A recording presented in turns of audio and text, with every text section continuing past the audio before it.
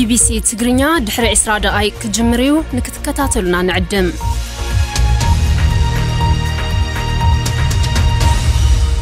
kun sagantaa BBC afaan Oromooti nu waliin tura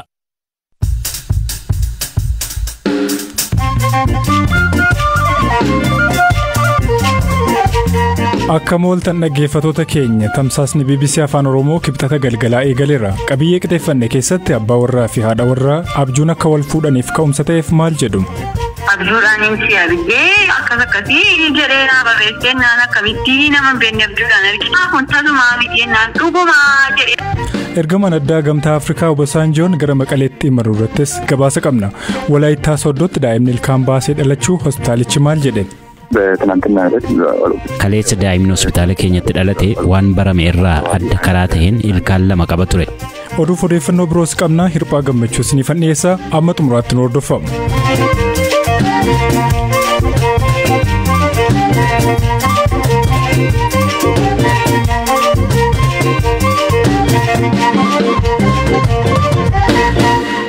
Baankileen dhuunfaa fi mootummaa Itiyoophiyaa keessa jiran waggoota arfan darban qofaa keessatti birrii biiliyoona 1.9 ta'u ragaalee sobaa fi gowwoomsaan dhabuu ministeerri haqaa beeksise.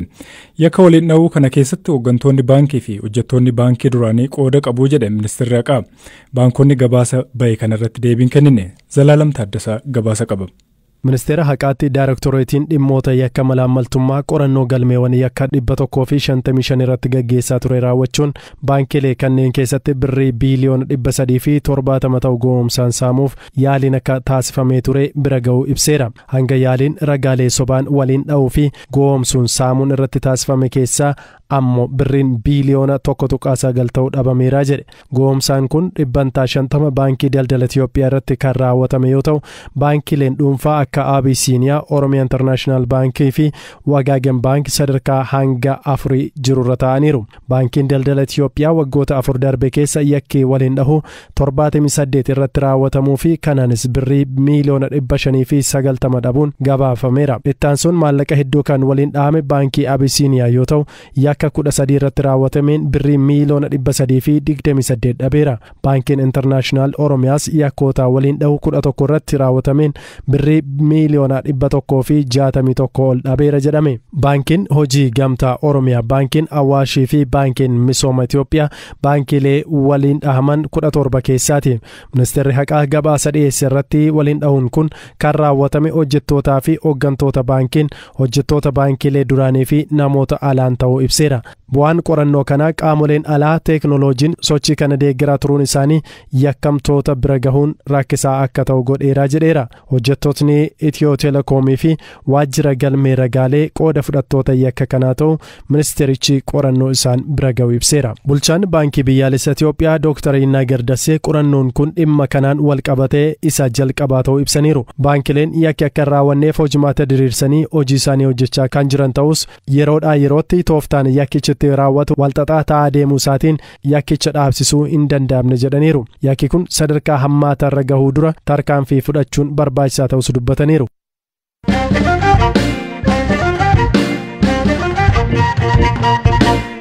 Walaayittaa Sooddoo hospitaala Gaasubaa jedhamutti daa'imni ilkaan lama baasee kaleessa dhalachuu hospitaalichi beeksise. Hojii gaggeessaan hospitaalichaa Dr. Tsaggaayee Indiriyaas kanaan dura daa'imni ilkaan waliin dhalachuun kan hin baratamne ta'uudha heerani. Taateen akkanaas daa'imman dhalatan 2,000 hanga 3,000 ta'an keessaa tokko irratti mudachuu akka danda'u ibsaniiru. kaleessa daa'imni hospitaala keenyatti dhalate waan barame irraa adda karaa ta'een ilkaan lama qaba ture. Hospitaala keenyatti waan akkasii argine hin beeknu ture. Ogeessonni keenya akkuma nu beeksisaniin deemnee argineerra. Sana booda yaalii argachuu qabu hunda erga goonee fi booda sa'aatii 24 as turree haadha isaa waliin amma gara mana isaaniitti galaniiru. Yeroo daa'imni haala kanaan dhalatu dhibeen kana waliin wal qabatu jiraachuu waan danda'uuf isa hordofnee ilaalleerra. Qonqoo irraa qaawwaa qabaachuu danda'a jennee waan shakkineef qorannee sanas hin qabu. Daa'imni kun rakkachuu danda'a jennee kan ilaalle harma hodhuu isaati. Daa'imni kun garuu harma haadha isaa haala gaariin hodhuu danda'a. Ilkaan isaa kun arraba isaa miidhuu danda'a jennees ilaalleerra. Hanga ammaatti miidhaa hin qabu. Garuu harma haadhaa waraanuu danda'a. Haatis ammas akka itti dhagahamu himteetti. Garuu miidhaa guddaa kan geessisu miti. Haati ilkaan kana sirriitti suuta jettee akka qulqulleessuu qabdu itti himneerra. Ilkaan kun akka kan nama kaanii jabaataa miti. Tasa cabee liqimsee akka ujummoo hargansuu isaa keessa hin galleef akka sirriitti hordofuu qabdu haadha waliin dubbanneerra. Ilkaan kana yaaliidhaan sirreessuun danda'ama kan jedhuu fi ilkaan haaraan hafan yoo biqilan akkam ta'a kan jedhuuf Dr. Tsaggaayee Indiriyaas akkas jedhan. Kan arraba isaa miidhu yoo ta'e baasuun ni danda'ama. Hanga ammaatti miidhaa addaa irratti fide hin qabu. Qorannoo adda addaas ilaalaa turre. Daa'imman 1000 keessaa tokko irratti argamuu danda'a. Sababni isaa waan beekamu hin qabu. Ilkaan hafan kaan yeroo biqilan warri ammaa kun baduu danda'u. Baay'ee haphii waan ta'eef baduu danda'a. Haalli teessuma isaas sirrii waan hin taaneef badee haaraan biqiluu danda'a. Haati yeroo daa'imni dhalatu gammachuudhaan fudhatti.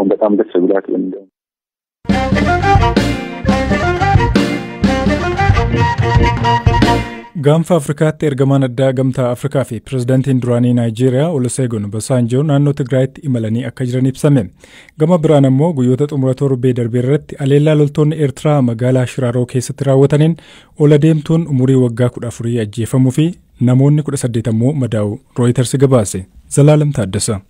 Dubbii himan TPLF obbo Geetaachoo Raddaa ergamaan addaa gamtaa Afrikaa obbo Obasanjoon maqalee jiraachuu isaanii wayita isaan hoogganaa TPLF Dr. Dabratsiyoon Gabra Mikaalee waliin mari'atan suuraa agarsiisu Tiwiitara isaanii irratti maxxansaniiru.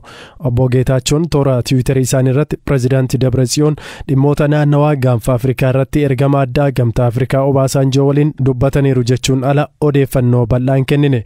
Obasanjoon wayita TPLF fi loltoota Eertiraa gidduutti waraanni banamuun gabaafamaa jiru Tigraay seenuun isaanii dhaga'ame. Qondaalli siyaasaa gameessi kun waraana kaaba Itiyoophiyaa fi walqollifannaa naannaa gamtaa Afrikaatti dagaagee tasgabbeessuuf ergama fudhatanii hojjechaa jiru. Garuu nageenya buusuuf adeemsi eegalame hanga yoonaa firiin argamsiisee ifatti hin jiru. Ministeerri muummee Itiyoophiyaa Dr. Abiy Ahmed torbee darbee daawwannaa gara Naayijeeriyaa fi Keeniyaatti taasisaniin booda haasaan nageenyaa gaggeeffamaa jiraachuu irratti odeeffannoowwan hin mirkanoofne ba'aa jiru. Kana hordofee ministeerri tajaajila kominikeeshinii mootummaa federaalaa Itiyoophiyaa Dr. Laggasaa Tulluu daawwannaa ministeera muummee marii nageenyaa kanaan homaatu waliin qabatu jechuun wixata kaleessaa BBCtti himaniiru. Gama biraan guyyoota dhumaa torbee darbee irratti haleellaa loltootni Eertiraa magaalaa Shiraaroo keessatti raawwataniin ol adeemtuu waggaa 14 ajjeefamuu fi namoonni biroo 18 ammoo madaa'uu Rooyiters gabaase. Maddi oduu kun ragaa jaarmiyaalee mirga namummaan qindaa'e harka UN jiru irraa odeeffannoo argadhe jechuun akka gabaasetti loltootni Eertiraa yoo xiqqaate yeroo 23 meeshaalee waraanaa gurguddaadhaan gara magaalaa Shiraarootti dhukaasaniiru jedhe. Magaalaan meeshaalee waraanaa gurguddaan haleelamte jedhamte kun daangaa Eertiraa irraa fageenya kiiloomeetira 11 irratti argamti. Obbo Geetaachoon fuula Tiwiitarii isaanii irratti wixata kaleessaa gara galgalaa akka ibsanitti sanbattan darbee waraanni Eertiraa Shiraarootti humnoota Tigraay irratti haleellaa bananis ofirraa qolataniiru jedhan. Dubbii himan mootummaa federaalaa Dr. Laggasaa Tulluu himannaa obbo Geetaachoo kana ilaalchisee BBCtti akka himanitti TPLF ofii qoccollaa raawwate himannaa dhageessisaa jiraachuu akka danda'u himan.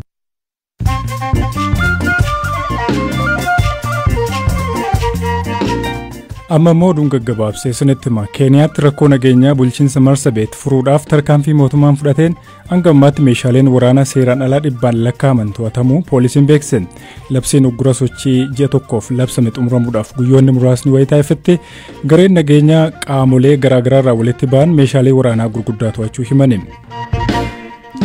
Qondaaltonni Sudaan hoogganaa waraanaa biyyattii labsii yeroo muddamaa kaasuu hordofee hidhamtoota siyaasaa 125 gadhiisan. Hooggantoonni mormii fonqolcha mootummaa qindeessan kanneen hiikaman keessatti kan argaman yoo ta'u, rogeeyyiin magaalaa guddoo biyyattii Kaartumii fi Poort Sudaanitti hidhaarraa gadhiifamaniiru. Sanduuqni odeeffannoo xiyyaara Neepaalitti dilbata darbe kufee caccabee argamuusaa Baantaayitaa Siviil Aviyeeshinii Neepaal beekse. Namoonni 22 xiyyaaricha keessa turan du'uun kan mirkanaa'e yoo ta'u, reeffi isaanii wixata argameera jedhameera. Chaayinaan xiyyaarota waraanaa 30 gara zoonii qilleensaa Taayiwaanitti bobbaasuu hordofee akeekachiisaaf Taayiwaan jeettiiwwan waraanaa bobbaasuu beeksifte. Taateen wixata darbe mudate kun erga amajjii darbee as Chaayinaan daangaa qilleensaa Taayiwaan cabsitee yoo seentu kan jalqabaate jedhameera.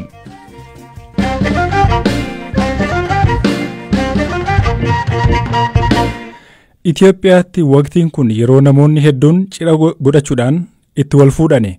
Gosti fuudhaa fi heerumaa aadaan ittiin jaalallee qabatanii fi kan wal kaadhimmatanis bakkattiyyuu namootaan amattees garaagarummaa qaba. Maatiin BBC'n dubbise immoo haalli ittiin wal baranii fi wal fuudhan addadha. Salamoon Dibaabaa jedhama. Waggootaaf gaazexeessaa ta'uudhaan hojjechaa tureera. Ammas magaalaa Finfinneetti gulantaa hooggansaarra jira. Roobii Abjuun argeen torbee keessatti barbaadee fuudhee jedhe. Akkasitti halkan nama bishaan doondaakuu nama wayiitti kashaara shikokkoo irra nabee bishaan immoo dabalaa dhufaa jira. Bishaan kan keessa ba'uudha namni narra ba'ee narra amboo nama nufira darbu yoonni koo bishaan gama dhaabatanii keessaa baasii abaaboodhaa fi difoottu jedhu halkan keessaa sa'aatii 8tti kuni. Abaaboo isa jedhu kana ka'ee CDM laaptooppii kobanee bishaan keessa urgoon dhitadhuun abjuu keessa yeroo baay'ee cinqamtee dhiirattu waan kaata. Kaanoon abaaboo jedhee Facebook irratti barreessee abaaboo 13 naa dhufee linkuun namoota jechuudha. Abaaboo 13 keessaa kan jalqabarra jirtu tokko akkasii friendii taanee garuu moorkina sufnee haa yooliin jennee waliin beennu. Isumaan halkan argisan waan akkana argee inni jedhee uuman teekistii godhee fi deebi'ee rafee. Isheen immoo yaada asirratti iddoo isheen jirtu hin beeku, biyya isheen jirtu hin beeku. Dhalishee uuman itti barreessee dhiisee bulee ganama kaatee miseejii sana agartee dubbisti. Sana booda bilbila ol jijjiirre gaafa roobii akkana dheeni ani dhufuu kootu naan jennaan ani immoo jirre yeroo san biisiin ture dhufuu hin danda'u dheeni isheen barattuudha waan taateef magaalaa Naqamteen jiran murtattee gaafa jimaataa dhufti. Jimaata dhuftee markaatoo dhaqee na fuudhadhu namni biraa bilbila itti guddoo wayii bilbila hagaa deemtee qaama hin beeknu. Biyyattii kana yoo taate nan eessadhee anumaa fi guddaa jedhu qaama waa waluma barreessu nama guddaa waan taateef jedhu sool jettee ishumtii sooshaal miidiyaa irra jirtu natti baatee jechuudha kan Facebook irratti argeeran bifa ishee waan ta'eef. Sana booda wajjiniin dhufnee konkolaataa keessa galtee konkolaataa keessa gallaan bifaan daa'ima mucayyooni akka nama buleessa argatee dadhabdee jettee boorsaa isheen irra teessee calistee mana karaan nama dadhabsa waan ta'eef achiin dhuftee narra rafuutti kaate. Ilaatuma natti eegamu maa'inni dhachaa mashakkaa fuudhii gallee manatti. Tole eegamana geechanii maal mari'attan? Eegamana geenyee wal garee haasofnee kophaan ture waan ta'eef waan nyaatmaan kun jiru waan ta'eef gadi baanii nyaata nyaannee kaaffeetti nyaata nyaataa achitti haasa'utti eegalle gana qulqullummaatti na shakke beektaa jechuun waan barbaadu keessi kooduu barbaadu baay'ee bareedii baay'ee namatti tolti garuu ezeet normaal kan jedhu san xiqqoo shakkaan ture kaaffeedhaa nyaata nyaannee ergasii gallee orijinaaluma nama gaariidha gaafa lammataatti soolaalu bilbilannuu bilbiltii nama nagaadha normaalumaa akkuma qulqullummaatti jechaadha. Sana booda gaafa qidaamee ta'emni gaafa wudii nangalaa jennaan qubeelaa godhattee galtaa hin deebituun jedhee nagaa'uma akka qabdu duraan shakkaan ture beektaa ishee nama magaalaa faan beeyne maaliin beeyne keessoo walkan yeroo tokko isheen iddoo akkana waan itti himne jira. Noormaalii miti moo maal jettee haaraa jirti ka'een karafaa qolofee siree jala onnoo godhadhee furtu akka banteen banne jechuudha. Sana booda qubeelaa godhattee deebitee barumsa ishee si'achii meeshaa qabdu maal godhattee torban tokko keessatti ol fuuna. Haati warraan obbo Salamoon Aadde Abaaboo Abbabaa akkaataa gaa'ila itti dhaabbatan kana akkasiin himu. Mana takaraayyaanii keenya yeroo san barattuudha. Achi buna wayii danfisanii warri gibbiin waamanii akkuma tasaatu keenya buna dhundhuu gaafan feesbuukii banee galuu miiseejii naa barreeffameera. Inni miiseejii naa barreessee ture gaafa banee dubbisu abjuudhaan si argee akkasii jedhee naa barreessee naan akkamitti nama hin beekne abjuudhaan argitan na soomte moo jechuudha. Gumadha akkasii jedhee abjuu ade sana gaafa naa barreessu isa booda amanuu dadhabee isa booda naa bilbile yeroo sana naa bilbile jechuudha. Miskii egaa yoo erga dhugaadha jette naman gaafadha namni guddaan jira gibbii keenyaan jedhe nuun immoo warri nuun gibbii isaanii takaraayyaanii teenyu nama guddaadha jaartii nama guddoodha. Ani ofii koo hin jenne gaa namni akkasitti abjuudhaan wal argee maaliidha itti gaafadhe jaartii nama guddoodha nama maaliifis immoo naa lakkisaa hinkoo namatu abjuudhaan akkasitti wal arge nama hin beeknedha moodha namni sun lamaanuyyuu walis hin beeku kana dura silkii sol hin beeku wanta kamiiniyyuu wal hin beeku naanii ol fuudha namni sun dhumni isaa tokko taa'aadhan. Anoo bakka adiitiin jaalladhee bakka waan jiru wal bira geenyee mareennee waan tokko murteessuu qabna naan jedhee bakkaadhee na murteessee. Dhaggeeffattoota keenya sagantaa keenyarraa kanumaan goolabnaa odeeffannoo dabalataa biroo marsariitii keenyarraa argattu Zalaalam Taaddasaa qophicha isiniif qopheesseera hirphaa gammachuu isiniif dhiyeesseera boru walitti deebina iddoo nagaa bulaa.